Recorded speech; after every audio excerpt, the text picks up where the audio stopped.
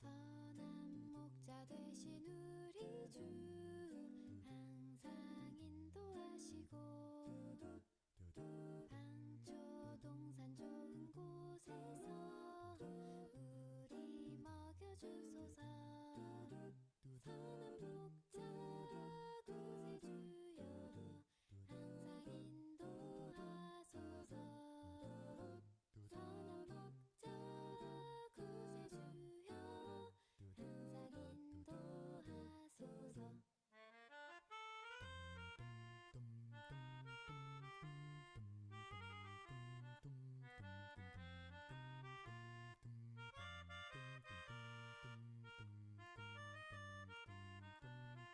선한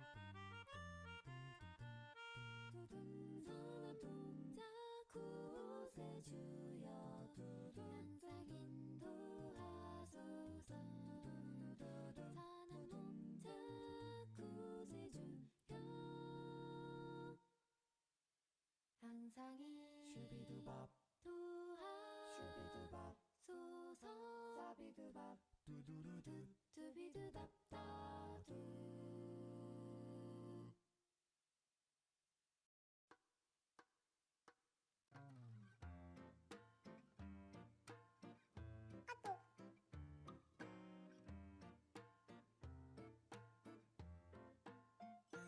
주 예수 내 맘에 들어와 계신 후 변하여 새 사람 되고 내가 늘 바라던 참빛을 찾음도 주 예수 내 맘에 오신.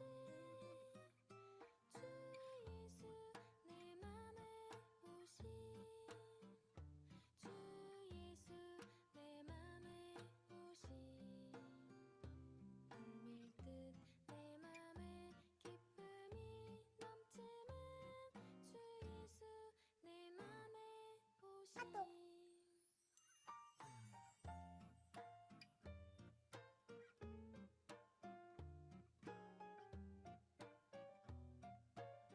주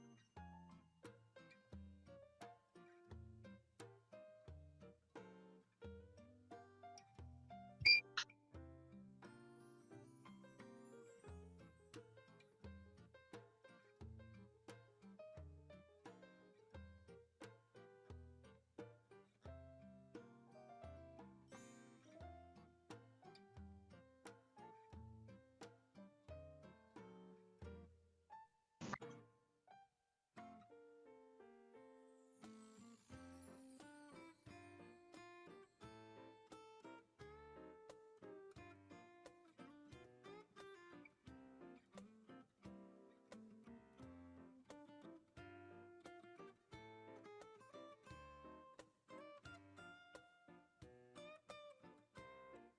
내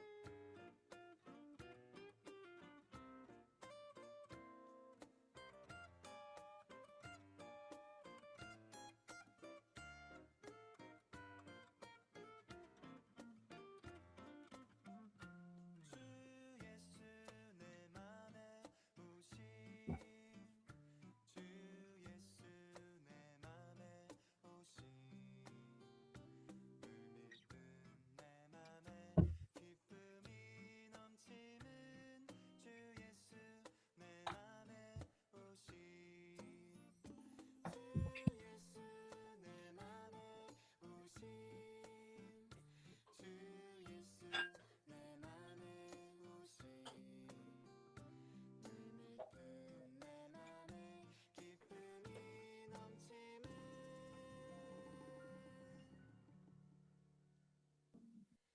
주 예수 내 맘에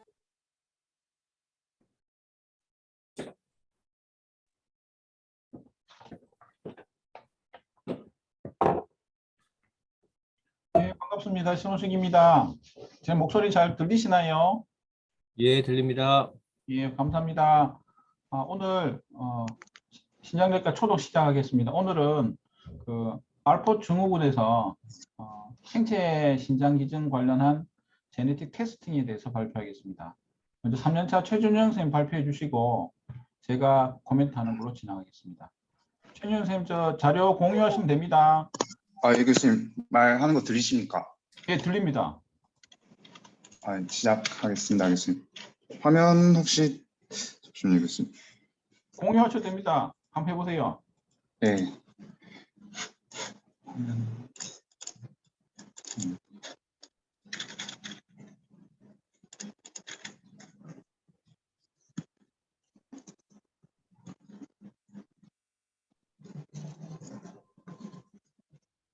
지금 보이십니까? 안 보이신? 잠깐만요.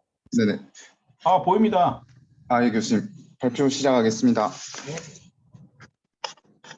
네. 안녕하십니까. 3년차 최준영입니다. 오늘 신장내과 발표 초독을 맡게 되었습니다.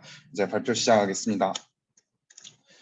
이번 주제는 알포트 신드롬에서 리빙 도널 트랜스플란테이션을 시행할 때 안전하게 진행하기 위해서 제네틱 테스트를 어떻게 시행할지에 대한 리뷰 논문입니다. 2021년 말에 10월에 게재된 논문입니다. 인트로덕션입니다. 먼저 알포트 증후군은 타입 4 콜라겐 네트워크의 결함에 의해서 눈, 귀, 그리고 신장을 포함한 다양한 장기에서 기저막에 이상이 발생하는 유전 질환입니다. 알포트 신드롬 진단을 위해서는 현재 NGS, 그러니까 Next Generation Sequence 패널을 포함한 유전자 검사가 골드 스탠다드이며 NGS 시행 후에도 원인이 되는 변이가 명확하지 않을 경우 또는 키드니 도너 이벨리에이션 하는 경우에는 키드니 바이옵시까지 시행을 해볼 수가 있습니다. 구체적으로는 CL4A3 그리고 COL4A4 그리고 COL4A5 신이 관련이 있고 이 유전자들이 콜라겐 네트워크를 구성하는 알파 3, 4, 5 체인에 대한 변이를 일으켜서 발생한 게 알포트 증후군입니다. 최근 연구에 의하면 콜라겐 타입 4 진이 원인 불명의 CKD의 약 3분의 1을 차지한다고 나온 논문도 있으며 다른 코호트 연구에서는 이 세 가지 유전자의 변이가 있는 환자에서도 많은 경우 임상적으로 알포트 신드롬의 증상을 나타나지 않는 경우들도 있다고 확인되었습니다. 이러한 결과들은 CKD 가족력이 있으나 원인이 명확하지 않은 환자에서 타입 4 콜라겐에 대한 검사를 해볼 만한 근거로 작용할 수 있을 거로 생각이 됩니다. 이러한 알포트 신드롬 환자에서 신장 이식은 레날 페일리어 발생 시 좋은 치료법으로 확인이 되고 있습니다. 현재 알포트 증후군 환자에 대해서 제네틱 테스팅이 부족한 상황에서도 그래프트 서바이벌은 아주 결과가 좋은 것으로 나타나고 있습니다. 다만 알포트 증후군 환자 그리고 도너에 대해서 어떤 유전자 검사를 시행해야 되는지에 대한 가이드라인은 명확하지 않은 상태로 이번 리뷰 논문에서 related donor 그리고 unrelated donor에서 각각 어떤 이벨리에이션이 이루어져야 되는지에 대한 알고리즘을 제시를 하고 추후에 또 연구가 어떻게 필요할지 또 제안해 볼 예정입니다. 이제 내용입니다. 키드니 페일리어 환자에서 LDKT가 일반적으로 더 구후 반응이 좋고 신기능도 더 좋고 기대 여명도 DDKT 환자나 투석을 한 환자에 비해서 더 좋은 것으로 알려져 있습니다. 이는 알포트 증후군에서도 마찬가지로 관련된 여러 논문에서 DDKT 환자보다 그래프트 서바이벌 레이트가 더 높은 것으로 확인이 되었습니다. 다만 이런 유전 질환이 있는 환자군에서는 LDKT를 계획을 할 때 더 고려해야 되는 사항들이 있습니다. Related 도너의 경우에는 원래 숨어있는 질환의 제네틱 프리디스포지션에 의해서 같은 질환이 재발할 가능성이 있기 때문입니다. 첫 번째 알로그래프 로스가 이식 후 안티-GBM 안티바디 디지즈에 의한 것인 경우에는 다시 두 번째 이식을 하더라도 같은 병이 다시 발생할 가능성이 높아서 우리는 related 도너에 대해서는 더 면밀하게 검사를 시행을 해야 됩니다. 이제 리빙 도너에서 제네틱 테스팅에 대해서 알아보겠습니다. 리빙 도너에서 워크업을 진행을 할 때 related 도너와 unrelated 도너를 구분지어 검사를 해야 할 필요가 있습니다. 먼저 related 도너에서는 기본적으로 고혈압, 당뇨, 단백뇨, 신기능 검사 그리고 시야 및 청력 검사 등을 시행을 해야 됩니다. 그 이후에 유전자 검사도 권장을 하는데 이는 리시피언트가 가지고 있는 특정 disease causing variant의 존재 여부에 대한 확인이 필요하기 때문입니다. Unrelated 도너에서도 신장 질환에 대한 가족 여건 확인이 필요하며 유전적 신질환 시 나타날 수 있는 다른 신장 외 질환 증상에 대해서도 확인이 필요하며 그 이후에 필요하다면 유전자 검사를 진행을 해야 될 수 있습니다. 여기까지 해서 유전자 검사를 진행하게 된 경우 우리가 다음으로 생각해야 되는 것은 알포르트 신드롬에는 오토소말 도미넌트 있고 오토소말 리세시브도 있고 엑스링크드 이니언스에 의해서 발생하는 경우가 있다는 것입니다. 그래서 각각의 경우에 대해서 우리는 다른 접근이 필요합니다. 먼저 엑스링크드 알포르트 신드롬입니다. 엑스링크드 알포르트 신드롬은 전체의 70에서 75%를 차지하는 가장 흔한 패턴으로 알려져 있습니다. 이는 COL4A5 뮤테이션으로 X 염색체로 유전이 되고 있습니다. 남자의 경우 증상이 심하게 나타나며 지속되는 혈뇨, 그리고 단백뇨, 그리고 신기능 저하가 진행되어 일반적으로 최종적으로 ESRD까지 진행을 합니다. 또한 청력 저하 및 시력 이상도 흔히 같이 동반이 됩니다. 여자의 경우 거의 헤테로자이고스한 경우가 많으며 증상은 비교적 경미한 것으로 알려져 있습니다. 그렇다면 헤테로자이고스한 피메일 그룹에서는 이식이 가능할까요? 남자에 비해서는 나아나 여자에서도 신기능 저하 리스크는 있으며 40세 12%, 60세 30% 정도가 키드니 페일러가 발생하는 것으로 알려져 있습니다. 이러한 여성 그룹에서 신이식 도너로 참여한 경우 아직 롱텀한 아웃컴에 대한 연구는 아직 충분히 진행이 되지 않았으나 어떤 학자들은 45세까지 이상 소견이 없을 경우에는 도너로 참여할 것을 권장하고 있습니다. 또한 키드니 데미지의 사인을 평가하기 위해 레날 바이옵시도 같이 권고를 하고 있으며 이러한 모든 검사에서 정상으로 확인이 되더라도 이런 경우에 리스크가 높아서 그 이식 당사자에게 충분한 설명이 필요하며 그 밖에 다른 대안이 없을 경우에만 이식 진행을 해야 할 것으로 생각이 됩니다. 그리고 오토소말 리세시브 알포르트 신드롬입니다. 이 경우에는 2번 염색체에 위치를 하고 있고 COL4A3 또는 A4 베리언트가 있는 경우로 전체의 약 15%를 차지합니다. X-linked 알포르트 신드롬에 비해서는 키드니 페일러가 적게 진행한다고 알려져 있습니다. 다만 헤테로자이고스한 캐리어에서 병의 코스가 예상하기가 힘들며 롱텀 데이트는 여기서 또 역시 거의 존재하지가 않습니다. 또한 제노타입이 같더라도 페노타입과 콜레이션이 잘 되지 않는 경우가 많아서 이런 경우에도 면밀한 검사가 필요합니다. 그리고 마지막으로 오토소말 도미넌트한 알포르트 신드롬입니다.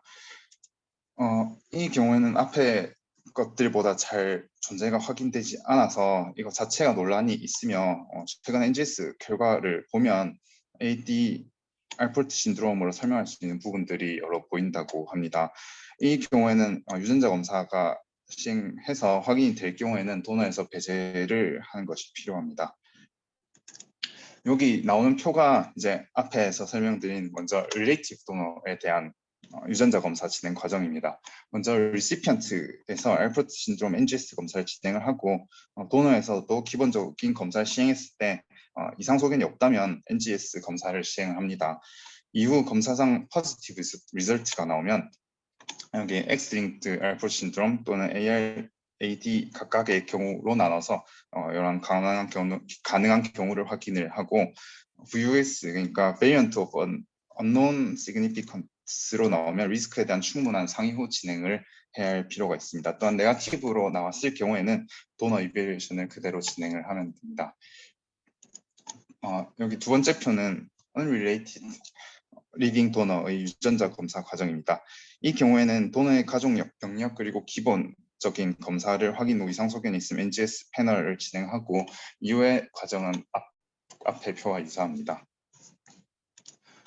다음으로는 이제 thin GBM에서의 신장 이식입니다. 리빙 도너로서 thin GBM이 확인된 경우에도 이식이 위험이 제대로 확인되지 않아 논란의 여지가 있습니다. 물론 이식이 세이프 옵션이 될 수 있다는 논문이 있으나 제네틱 테스트가 그런 논문들에서 제대로 이루어지지 않은 것으로 보입니다. 키니 바이옵시 및 진 테스트를 통해서 알포트 신드롬과의 구분이 먼저 필요하며 그다음에 COL4A3 그리고 4, 5 진 뮤테이션에 대한 확인이 필요합니다. 현재 존재하는 관련 가이드라인들은 NGS 테스팅에 접근이 쉬워지기 전에 이전에 쓰여진 것들이 많으며 이런 이전 가이드라인들을 종합하면 TBM 디시즈의 경우에는 도너로서는 가능하며 알포트 신드롬이 확인되었을 경우에는 도너로 추천하지 않는다고 나와 있습니다. 2017년에 나온 KDIGO 가이드라인에서도 해당 가이드라인들을 소개를 하고 있고 해마추리아가 있는 경우에는 키니 바이옵시를 시행해서 글로메룰라 디지즈 룰아웃하라고는 되어 있지만 TBM 관련하여 기준이 정해져 있지는 않습니다. 다음은 유전자 검사에서의 아직 겪고 있는 난제에 대한 내용입니다. NGS 테스트가 현재 최근에 많이 발전을 하고 있으나 여전히 인간 게놈에는 여러 변이가 있으며 패소제네시티를 확인하는 데는 아직 어려움이 있습니다. 따라서 어떤 경우에는 정상적인 변이를 패솔로직한 변이로 잘못 해석하는 경우도 있고 아직 그 VUS variant of uncertain significance로 확인되는 불확실한 에리어들도 충분히 여전히 있습니다. 이에서 아직도 지속적인 이런 유전자의 데이터베이스 확립은 필요한 상황입니다. 네, 마지막으로 결론입니다. 일단 앞의 내용들을 간단히 요약을 하면 알포트 신드롬 환자는 신장 이식 시 훌륭한 서바이벌 레이트를 기록을 하고 있었으나 이전 논문들을 봤을 때 유전자 검사에 대한 정보는 아직 부족한 상황입니다. 다만 최근에 이제 NGS 테스트가 발전을 하면서 유전자 검사가 비용 그리고 효율적인 측면에서 많이 변화가 있었고 리스크를 평가하고 이식 여부를 결정하는데 중요한 역할을 할 수 있게 되었습니다. 이 논문의 저자는 병원성 가능성이 있는 COL4A3, 4, 5 베리언트를 가진 도너 후보는 가족의 유전 패턴에 따라서 더 자세히 평가가 되어야 하고 임상적으로 그리고 랩 파인딩에서도 특이 소견이 없더라도 키니 바이옵시까지 하는 것이 좋겠다고 얘기를 하고 있습니다. 또한 추후 이제 유전자 정보를 기반으로 한 알포트 신드롬 환자에서의 리빙 도너 트랜스플란테이션에 대해서 지속적인 연구가 필요할 것으로 생각이 됩니다. 네, 제 발표 여기까지입니다. 감사합니다. 네, 최준 선생님 잘 발표해 주셔서 감사합니다. 감사합니다, 교수님. 네, 그럼 제가 코멘트를 좀 근데 공유 좀 풀어주세요. 네, 교수님.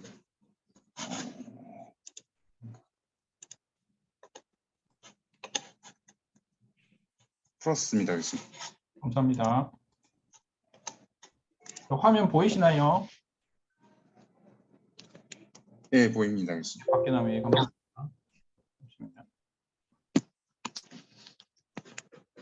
예, 오늘 그 최준 선생님 발표해 주신 내용은 우리 특히 이식 환자, 특히 기증자 면에서, 그다음 수혜자 면에서 알포 증후군, 통상 뭐 혈뇨라든지 그 눈에 대한 문제, 그다음에 귀에 대한 문제를 관련되는 유전 질환 관련한 환자들이나 수혜자에 대해서 이렇게 어떻게 진행할 건지에 대해서 잘 요약해 주신 것 같습니다. 아마 제가 올해 24일 날 토요일에 그 제 축에 학회를 할 때 토요일에 발표 예정인데요. 그때 제가 받은 주제가 알포트 증후군에서의 도너하고 레시피언트 이슈에 대한 내용이었습니다. 저도 그냥 알포트 증후군 같은 경우는 뭐 이식을 받아도 그다음에 기증을 해도 크게 문제 없다라고 생각했었는데 찾아보니까 일단은 관련된 유전자 검사에 대한 가이드라인이나 이런 게 일부 나와 있긴 했지만 대부분 보면은 전문가 의견들이 많았었고 아마 근거들은 현재도 굉장히 부족한 것을 볼 수 있었습니다.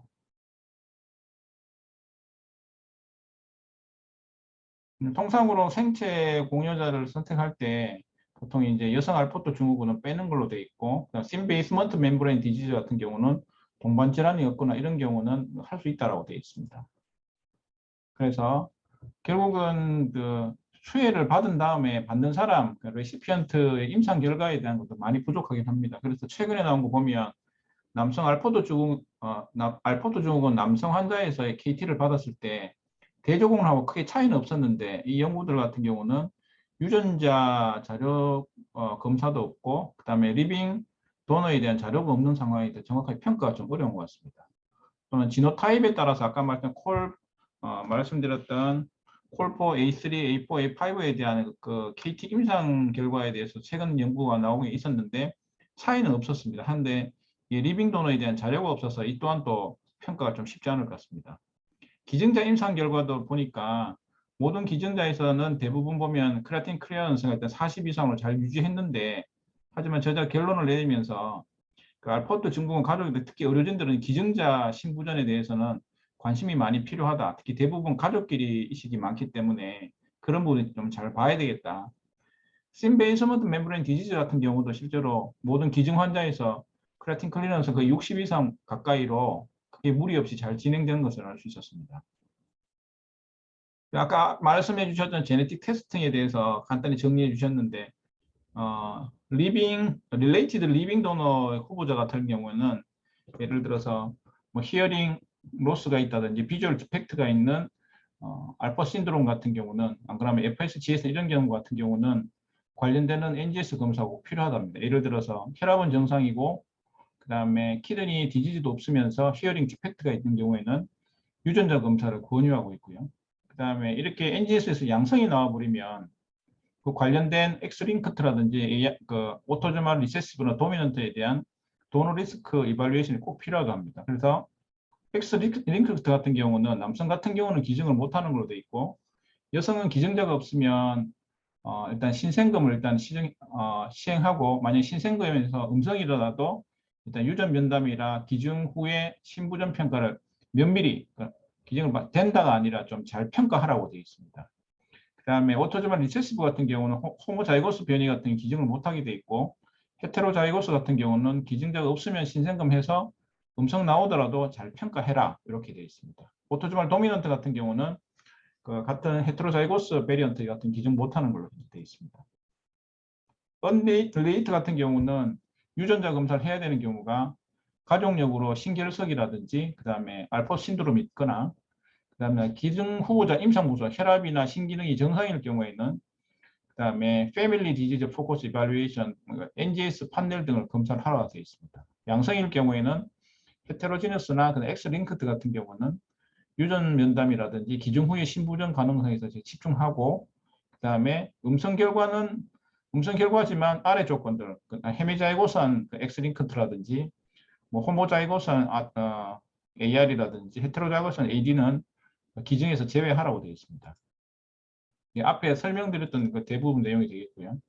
최근에 CJSN에 2022년도 1월 달에 요 관련되는 종설 논문이 나왔습니다. 실제로 그 알포 신드롬의 그 제네틱 테스트에 대한 레코멘데이션이라고 실제로 되어 있지만, 실제로 에비던스 베이스드로 찾은 것들은 아니고 대부분 보면 엑스퍼트 오피니언으로 보통 나와 있습니다. 그래서 보시면 계속적으로 프로테인 유리아가 나오거나 히어리 센서 로스가, 귀가 좋지 않은 환자가 있을 경우에는, 이런 것들 FSGS 이런 것 때문에 있을 경우에는, 그리고 원인 모르는 그다음 언론 코드일 경우에는 콜포 A3에서 5까지 제네틱 테스트는 꼭 하라고 되어 있습니다. 아까 말씀드렸지만 이게 의외로 만성 콩팥병의 언론 디지즈에 대해서 거의 한 3분의 1, 많게는 거의 절반 이상이 아마 알포 증후군이 아닌가라고 지금 말하는 분들이 굉장히 많습니다. 그래서 저도 알포 증후군을 그냥 쉽게 생각하다가, 특히 혈뇨가 나온 환자들에 대해서는 가족력에 대한 잘 청취하고, 그런 것들이 보이면은 기증이나 환자가 뭐 당장 그 기증이라는 것들이 아니라 하더라도 그 제네틱 테스트에 대한 평가가 꼭 필요할 거로 생각이 됩니다. 그리고 지금 현재 올해 두 달 전부터 시작해서 아직까지 우리나라 내 알포트 증후군 국내 진료 지침이 없습니다. 없어서 지금 유전 신질환 연구의 주관으로 저도 같이 참여해서 지금 국내 진료 지침을 만드는 걸로 지금 시작을 했습니다. 저 같은 경우는 이식 관련해서 의견을 계속 내고 있고, 아까 말씀드렸던 이식 기증자라든지 그 다음에 레시피언트 수혜자가 알포 증후군에 대한 제네틱 테스트를 어느 정도 받아야 될지에 대한 아마 근거들을 찾아서 아마 국내 진료 지침을 계속 만들 것으로 생각이 됩니다. 코멘트는 이상입니다. 혹시 질문이나 코멘트 부탁드리겠습니다. 신 교수님 감사합니다. 정리 잘 해주셔서 고맙고요. 예. 스크리닝을 할 만한 마땅한 방법이 뭐 없잖아요. 이거 어떻게 하세요? 그냥 히스토리 열심히 해보는 수밖에 없네요, 현실적으로. 맞습니다. 그때 저희들 지침 모임할 때도 들어보니까 대부분 이 제네틱 테스팅도 이게 보험 여부에 대해서 질문이 전현성 교수님도 질문 주셨는데요.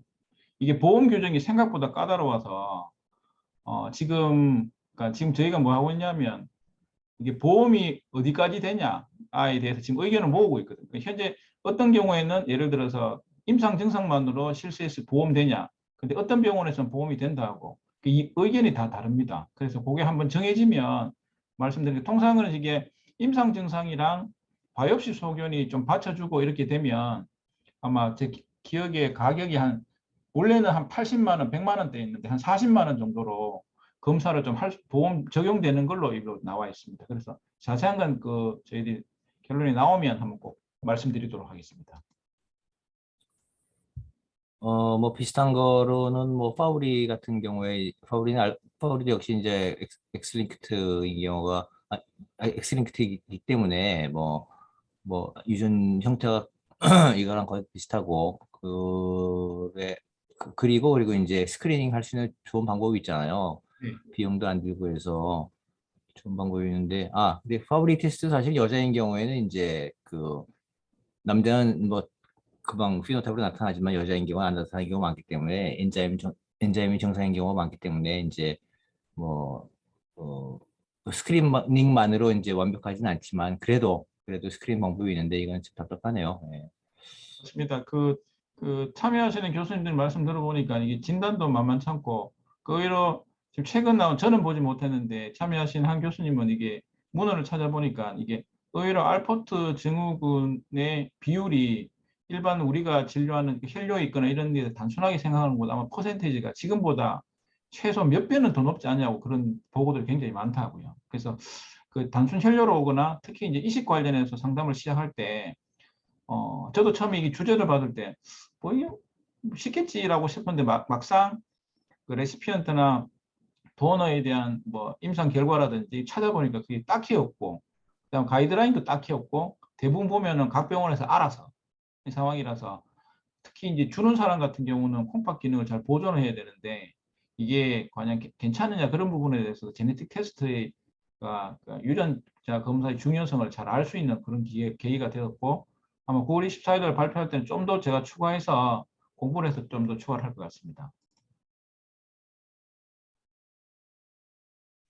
정 교수님 질문 주셨는데 알포트 증후군도 신질환이 진행되면 요단백이 나오는 건가요? 심하면 나오는 걸로 알고 있습니다. 근데 그까지는 제가 찾아보지 못했고 그래서 보통 사고체 손상이나 이런 것들을 이식이 아니더라도 의심되는 상황이면 특히 혈뇨 환자에서는 조직 검사를 꼭 해서 환자의 조직 상황을 꼭 확인하는 것이 필요하겠습니다.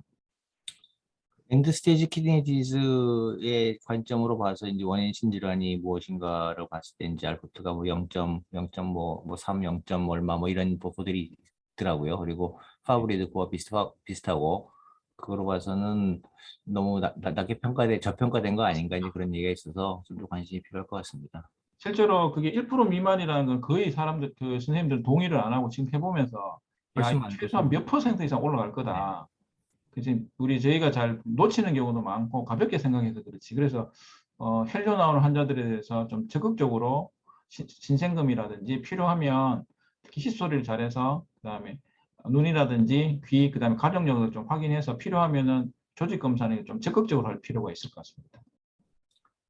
격리 선생님한테 알포트나 파브리나 이런 거에 대한 인포메이션을 충분히 준 상태에서 우리가 의심한 상태에서 이게 의뢰하는 게 중요할 것 같아요. 우리 파브리 있는 사람 환자 한 명 보면은 네. 바이옵시를 봤더니 처음에는 파브리디스에 대한 언급이 없었는데 나중에 진단되고 나서 이제 리뷰를 다시 했는데 정말 EM의 아주 구석의 귀퉁이에 제브라 바디가 했거든요. 그러니까 그거를 니글렉트 할 수밖에 없겠더라고요. 그러니까 여자였고 예. 그러니까는 인포메이션을 잘 드리는 게 굉장히 중요할 것 같습니다. 의심하는 데서부터 시작하는 거가 중요하지 않을까 이렇게 생각합니다. 네. 혹시 다른 정 교수님 아까 뭐 질문은 다 올려주셔서 아마 통화가 좀 어려우신 것 같고 김연아 교수님은 잘 회복하시라고 일단 질문은 편하시면 하시도록 하고 코멘트 안 하셔도 됩니다. 그리고 우리 펠로 선생님이나 우리 정국희 선생님도 혹시 질문 있으신가요? 조용하시네요. 없습니다, 교수님. PK 선생님들은 있습니까? 네, 저희도 없습니다. 있습니까? 김인하 교수님 잘 회복하시기 바랍니다. 힘내시기 바랍니다. 우리 혹시 박보영 선생님이나 정재현 선생님 들어오셨는데 문자도 괜찮고 혹시 질문이나 이런 게 혹시 있으시면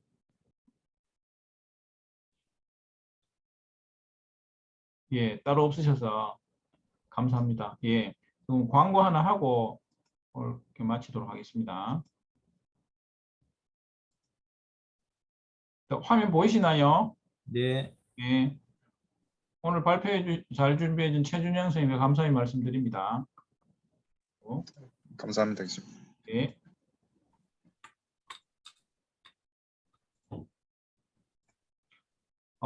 현재까지 9월 2일까지 마쳤고 다음 주는 신나는 추석 기간입니다. 한 주 쉬고 그 다음 주에 우리 김양현 선생님이 16일 금요일에 발표를 준비해 주시겠습니다. 그때 한번 광고 드렸지만 10월 1일에 트랜스플란트 온콜로지 업데이트로 해서 세미나가 있습니다. 등록해 주시고 참석해 주시면 감사드리고 그 다음에 10월 20일에 목요일 오후 1시에 이식 환자에서 이모셔널 스펙트럼에 대해서 양대학 교수의 차유정 교수님 강연 준비되어 있습니다. 꼭 참석해 주셔서 좋은 시간 되셨으면 좋겠고